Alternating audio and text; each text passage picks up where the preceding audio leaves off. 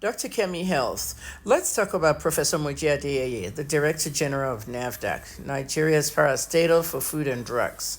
She has cried out that her life is in danger, and they've started to threaten her because of all the recent raids that she was doing in all the markets, from Idumota Market in Lagos to Onitsha Market and Aban, everywhere she's been raiding. Now, her life is in danger. This is like a deja vu because something like this happened to Dora Akunliyi when she was alive. Now, as you know, Dora had uterine cancer and she passed away. I wanted to make that clear so that we don't think, she was killed or anything. Dora's life was in danger. She cried out and we saw a lot of threats and all. Many of you were kids. So don't argue. Just listen to me. Many of these things happened in 2002, 3, 4, 5, even all the way to 2006. Akunliyi was threatened by medicine sellers in the southeast of Nigeria, her area, because a lot of them made adulterated drugs, and she did some really big raids.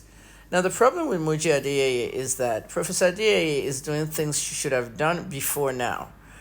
For example, this latest raid, they found a lot of drugs from USAID in the markets in Idumota. I mean, how do you find drugs that was donated to Nigeria for HIV patients in the market? Meaning that some of the people that worked in the NGOs, okay, the HIV groups, the NGOs, the people they gave the drugs to were selling it and the patients weren't getting it. So she went out there and raided so many markets in Nigeria and now she's getting threats. Okay, people are saying, the Nigerian police should protect her, blah, blah, blah. She's a government official. She's a top government official. She should have a security detail to start with. Many of these things that I talked about in Canada in 2010, the cooking cube thing, I brought it back in 2014 after Dora left us.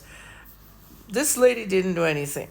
I spoke about the fufu in 2014, that they're using detergent and bleach, okay, to ferment fufu and everything.